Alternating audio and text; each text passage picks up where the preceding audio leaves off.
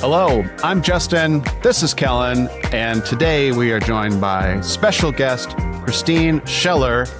Welcome to the Fizz. Hey, thanks. It's so great to be here. I'm feeling very sparkly. You look sparkly. Your room feels sparkly. Sunny California is also sparkly. Can't complain about that. Yeah. Tell us a little bit for the audience, kind of your role, what you're doing these days, and then we'll go from there. So I've been a design leader for more years than I care to share out loud, but let's just say over 20. And I've built teams both in-house and in agency, sometimes from zero, with the goal of making design strategic partners to business. And so I'm on the flip side of that now, where I'm working within a consultancy practice. I lead a consultancy practice at Sella. We're a leader in consulting, staffing, and managed solutions for creative and digital and marketing teams. And I'm helping other companies do the same. And a lot of that is through AI enablement, talking about the future of what the workforce looks like and how to make sure that design and creatives still have a seat at the table when we have tools that are doing the work that we all have been trained to do for so many years. Christine, you and I probably first met several months ago. We were introduced by a mutual contact and we had a chance to catch up. You've been doing a lot with AI in all sorts of different ways. Maybe tell us a little bit about, if we could go, like sometimes I always tell my story, and Kellan the same. We go back 3 years to when ChatGPT was introduced on Twitter. Oh, yeah. From Sam. Like, do you remember what your first experiences were like, and maybe just kind of the key beats like that would take us to kind of where you are today with your own personal use of AI? Sure. I think, a lot of it was just using it like a new Google, right? Like just searching and asking really stupid questions, which, by the way, I still do sometimes. But then I think for me, things really kind of connected last year when I started building with it. And so finding that a new sort of way of working with AI, and that was shout out to Figma Make for introducing itself into the market. And so Figma Make is Figma's prompt to code product. And I started building really silly things. Like I built a boombox with, classic 80s hip hop songs, or just built like little, personal projects. And so, I was trying to at the same time figure out, at the time I was leading, a design and research practice, experience practice. I was trying to figure out how do I bring this into the work that I'm doing and to help our clients that we're working with. And I remember I ran a workshop with a client and we were trying to understand business marketing brand goals and all pertaining to their digital experience, their website. And I came out of that meeting and just took all my notes, synthesized them together, brought some things to Claude, threw a prompt together in Figma Make, and an hour later, I had a clickable wireframed prototype of a new site experience that I think met all of those goals. And I was able to play that back to the client and say, does this solve the problem that you were describing to us? I think it does, but I want to validate this with you. And she was blown away. And I think it's, that was an unlock for me. That was a real instead of describing what we're trying to accomplish or what we could do or to go through this really onerous process, this was a nonprofit. They had a small budget. We had a tight time frame. She was feeling a lot of pressure coming in as a new leader. I was able to just visualize that for her and show her something instead of describing. And there were lots of these micro moments where we might be working with a client and something similar would come up, or we're trying to explain, a complex filtering system. And I'm like, give me 2 minutes with Figma Make and I can throw this together with your design system and all those frameworks so it looks and feels like it, but I can explain the thinking and show you optionality. And to me, that was just like a gateway into, building things on my own. And so of late, my favorite thing to do is just build my own products. And I think we're all doing that. I had a conversation with a friend recently who was telling me, I told him I was working on a menu or a food product.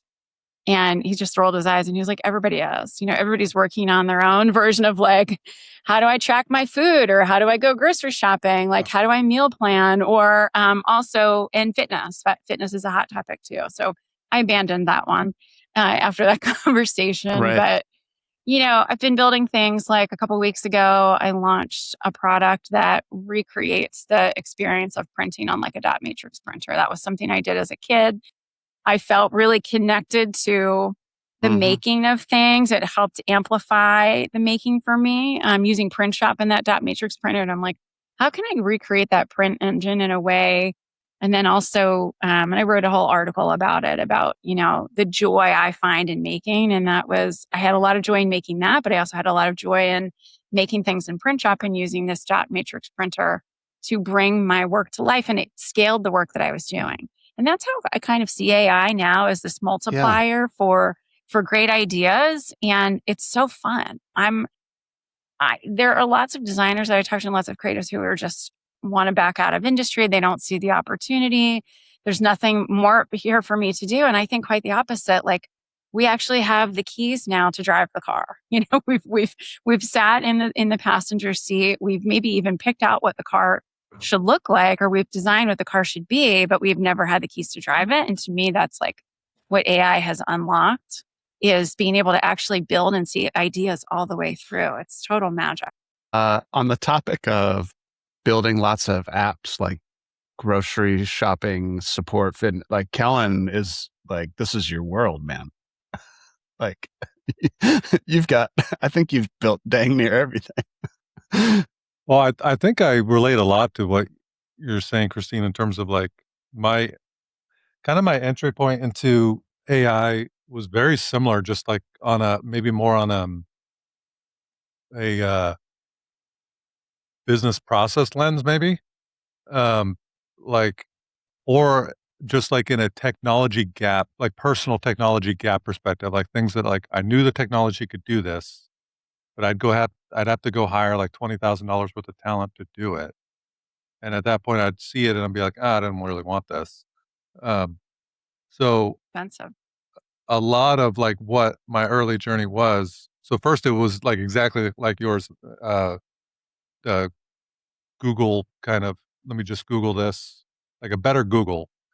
And then I saw Claude Code, and I was like, oh, I can actually like build things, like legitimate things, and like connect to my things that actually have information about me and like what my preferences are, and um, just bolt on automatically like an enormous amount of capability, like technology stacks that I just have no idea about. Now I do. So I build like all sorts of like personal projects because I'm like, oh, I can like build an iOS app now. That was like not something I would have ever done because of that ecosystem being so complicated and complex. So yeah, I've built some weird things just because I could. It's guided a lot of like my philosophy. I think with AI too is like with the Claude holes and the Justin's Claude crumbs and things like that. Like those are real. Like very easy to get sidetracked because of like your enormous newfound power in this space. I think we Hmm. all sort of just work in these silos. And it's something I'm seeing just with AI as a whole, is that we're all just sort of individually, and kudos to you, Kellen, for bringing your wife into your user base. But generally speaking, a lot of people are just building a thing that works for them, and it changes their workflow or their approach to whatever it is, personal, professional.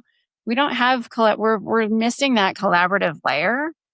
Hmm. And so when I'm building things now, I'm starting to think about people being able to create accounts. Or another product that I built is I have a dating app for pets, where it's pet matching, and That's you can great. create an account, and it's connected, it's hooked up to Supabase, and you can create an account and a profile and match with pets. But there's placeholder pets in there now. But I haven't. It's not quite production ready, and I keep coming back to that. Like, I probably should make that production ready because it's pretty funny, and people love their pets, like abnormally so, myself included. Truth. Justified, right? Um, but I think with things I'm making now, I want for people to be able to contribute to them. So with the reprint, you can prompt something, AI will finish it for you, and then you can create a graphic that gets posted to the wall. And so with the obituary project, I want for people to be able to share their fails, or fails that they've seen or heard of in society, and create an official obituary for AI projects that have died on the vine. I love this one. Yeah, sign us up. it's fun. We got Amazing. contributions. You guys will be the first. Yeah, guys, there's this, when you talk about AI or you think about it enough, I find myself running into like double-edged swords all over the place. So Christine, what you were just mentioning, like the speed to visualizing an idea, because I think something that's been true in consulting for a long time, especially pre-AI, is people could try to explain what they wanted or what they think their problem was, but until it sort of materialized in that initial demo or the initial proof of concept or the initial mock-ups, it didn't click. And those are the moments when those things click. So like that's one side of the sword, is like we can get to that point and that decision faster, which is really exciting. At the same time, we can flood ourselves with so many of these things now. And so like when you talk about the work you do as a teacher in like pulling people back and teaching them to kind of like, we've talked about this, I'd be like, how do you slow down so you can go faster? I just, you run into these things constantly. And I just curious kind of what's your take, both of you, on the balance of that, especially, working with people coming into AI. I saw something the other day where someone was like, oh, look, I used the newest model to create like a pixel perfect recreation of Call of Duty. But everybody's like, who cares? Like, that person. Yeah, that person, right? So, you see what I'm like, I think these are some really interesting fine lines in the narrative that we're all trying to figure out. Yeah, I mean, I can say on the design side and even on the research side, it's slowing down so that you are learning better judgment. Just same with design. It's learning the design fundamentals. Like we're not going to throw students right into trying to understand what typography works or what padding works or doesn't after you build it. It's, knowing that having the right context going in, and context is everything. Right. And then we're sort of, I think on the design side of things, like seeing more of this pivot towards creative direction, where you get that idea out really quickly and then you're painfully, directing a very junior staff member to get it right. And sometimes it feels like you get to the right thing because it gets to that 80% mark. And I've just been doing this with a couple of products lately. Figma has a new agents product. I've been playing with that.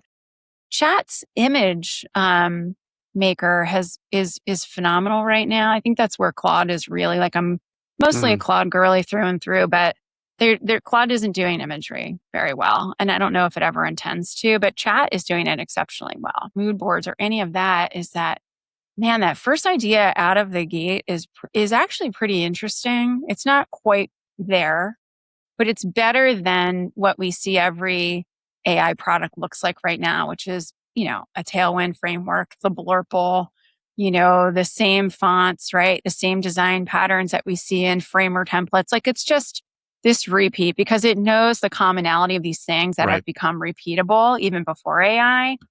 But now, like, it's really, these tools are getting to much faster ways of thinking differently and different kinds of image creation.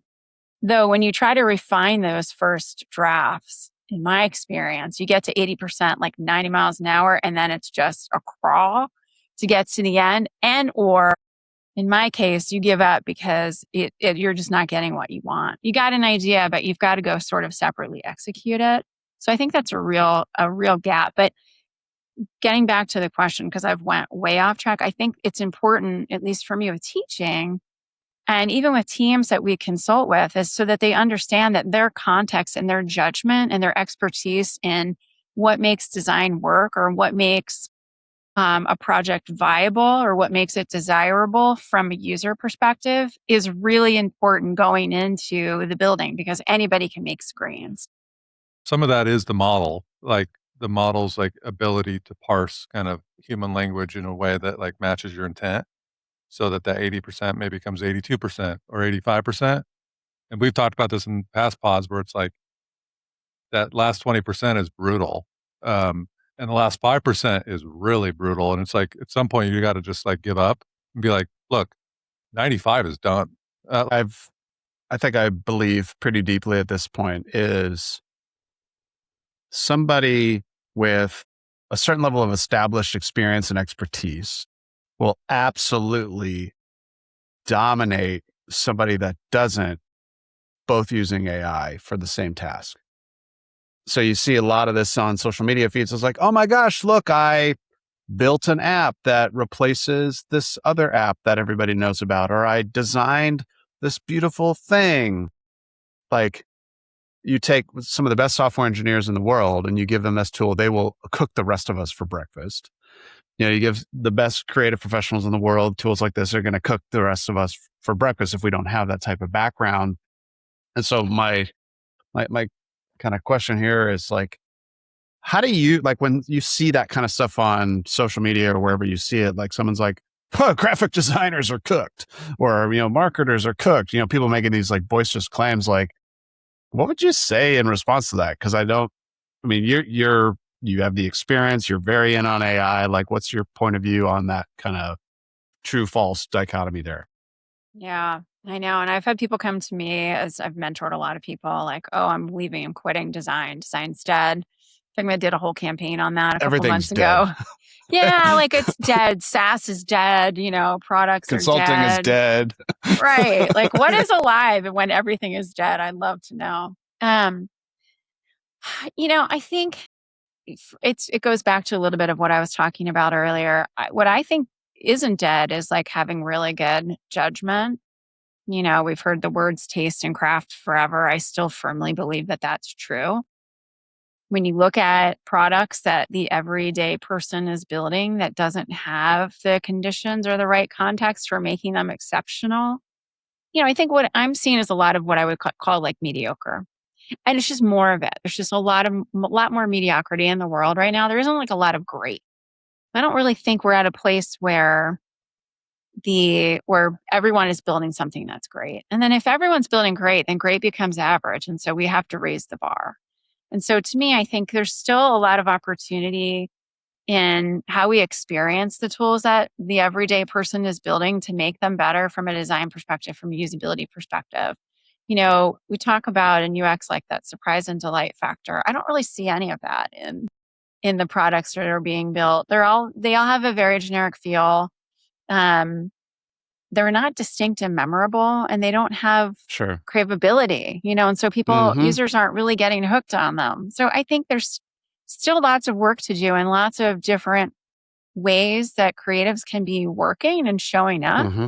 And there's just a lot of opportunity to find where to tap in and where to bring all of the knowledge and the context and making those things even better. And I think that's probably true on the software side too.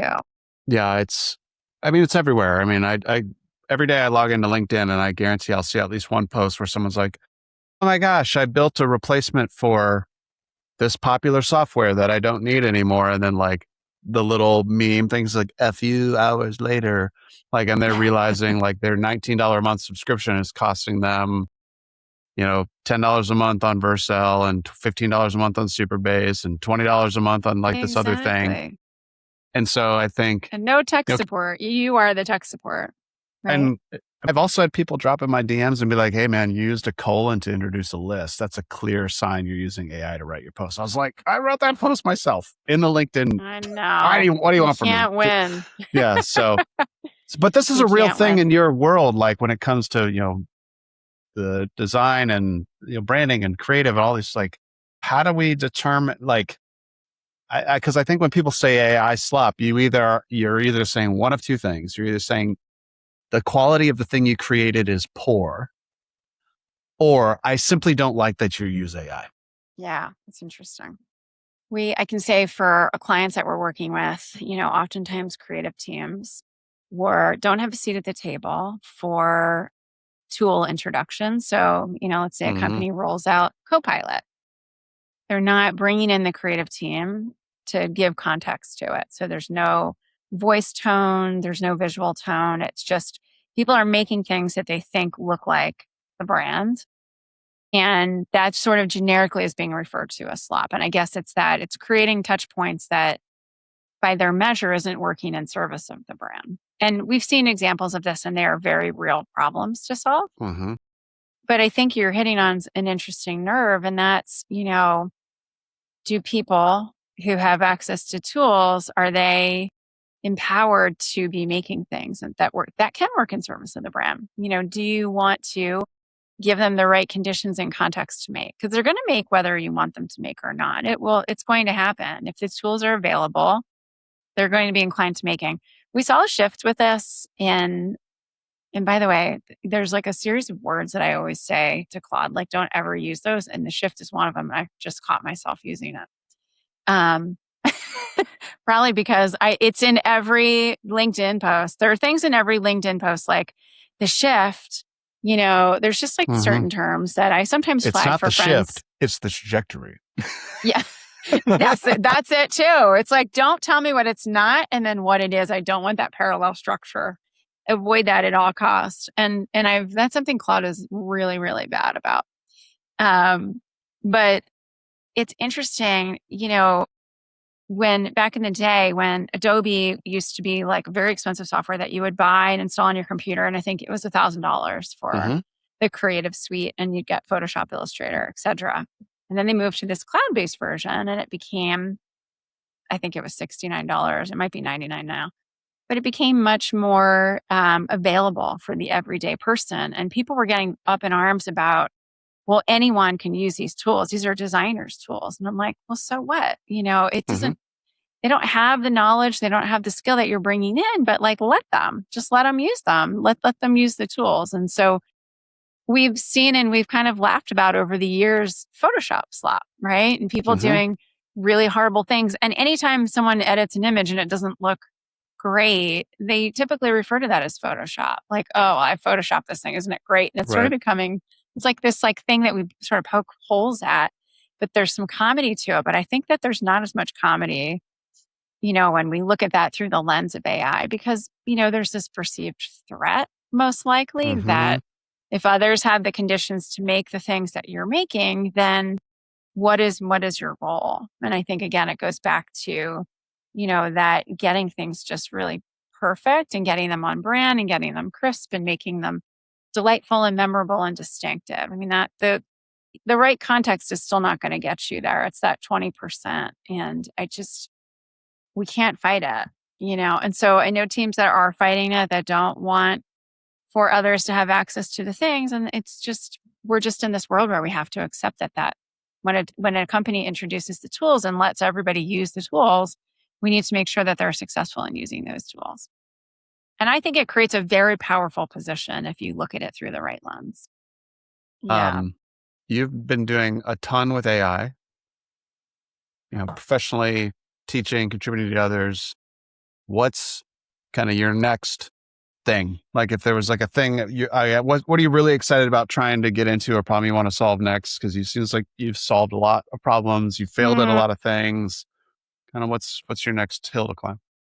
Yeah, I think it's probably that, is the soft skilling and bringing back the focus on the intelligence that we all have within us to make good decisions, to use the tools and creativity that we've got inside to amplify the outside. And I think, even when I think about writing, people have forgotten how to write. I know people who are wonderful writers and they're just not writing right now. I would use, Claude to put outlines and things together, but I'm like practicing that muscle myself because I used to love writing and now I really became afraid of it, I think, with AI.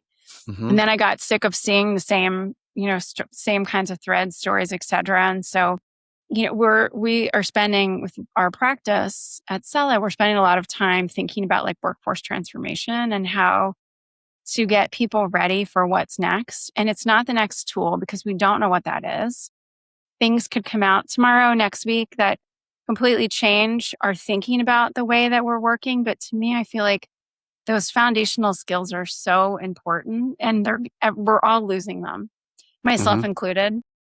So I've been trying to do a little bit more with that. And then on the flip side, getting a little bit more connected to what production ready looks like. I just had, this might sound crazy, but I just had my very first GitHub commit over the weekend. I know. Like I was talking to a friend yesterday and he was like, I can't believe that was your first one. I'm like, don't tell anyone. Like I've never needed it. So I rebuilt, my own personal site where I talk about my teaching and my speaking and, where I want to be writing and things more often. And I created this design system for it in Figma and then brought that into Claude and kind of built the whole thing with Claude and then committed it with GitHub. And that was a new experience for me. And so I've been working with Supabase with Figma Make, and that's been great. But, I'm kind of like interested in seeing how the plumbing all connects. So just finding ways where I have an expertise in a space and I want to push outside of that. But then I also want to dial back some of the things that I really know and love how to do. Because I'm worried about losing that skill. And I'm worried for everybody about losing those skills. Yeah. Yeah. Couldn't relate more. I walked down the stairs the other day with Claude on my phone. I said, I need time and temp for salmon on the grill. And then I stopped and I was like, Justin, you've made salmon on the grill that's like 100 times. You don't need this. When it's done. With this, the velocity of development, be it a creative or technical solution or whatever it is that you're having Claude create artifact wise, is so fast and somewhat addictive that if you're doing this for others, like let's say you're creating a spreadsheet or something, like they can't consume at that pace. So like there was this kind of change management built into the process before, where like I was building this spreadsheet, this financial model, and it took a while to build, and I was kind of having meetings with people like, this is my status. Now I build that in 2 hours, and the complexity within that spreadsheet, I can't bring along people in 2 hours. I'm not even along in 2 hours. Like I got to consume it, like understand what the ins and outs are. So like the consumption layer of like the ideas to execution is a real problem. Like I'm just like throwing stuff over the fence is what it looks like. Even if I'm like thought through the context, I've built something really good. I think that's going to add value. People can't consume that process change in like a week. There needs to be some change management built into like this velocity. And I think we've talked to other clients about this, where it's like we can design systems of sharing and like governance, like in that will work, but nothing is going to stop the users from just velocity spamming you with like the amount of content that they can produce. I'm not talking about like LinkedIn content, like any content, any work file. product. Yeah. Like like they might still spam you. Like, look at this thing I did. I'm like, whoa, this spreadsheet's like 10 tabs. Like, can we jump on a meeting so we could talk about it? And it's like, well, no, I'm on to the next thing now. Just figure it out. So there's like, you know what I mean? Like there's definitely some of that. And it's like, just move on to the next thing. It's like when's my next hit? Maybe that's the next big opportunity for, the big hill to climb for AI is figuring out how we collaborate better, kind of going back to an earlier point, so that we're building these things together and not in silos where we're looking at our little piece of the puzzle and saying, I figured out a better way to do this. It's like, let's holistically talk about this and what are the implications and what does adoption look like? And generally speaking, adoption's greater when it's collaborative, when you get more heads in the room and you're solving those problems together. And we've done that in the past, but AI has prohibited us from, generally speaking, when I say us, it's just as a public, from doing that in really productive, meaningful ways, unless we're all sharing the same context and conversations, which we're not really good about doing. I'll tell you what, the household app would have been a lot quicker to build if I would just talk to my wife a little bit. Great to have you on the Fizz. Thanks for your time and being with us today. We'd love to have you back on at some point. If people want to catch up with you, is there a place that they can find you easily and see what you're up to? Yeah, probably LinkedIn would be the best place to start. Perfect. It's at least a good foundation. But yeah, thank you so much for having me. It was such a pleasure to speak with you, Justin and Kellan. And enjoy what you're doing here. So keep it up. Great.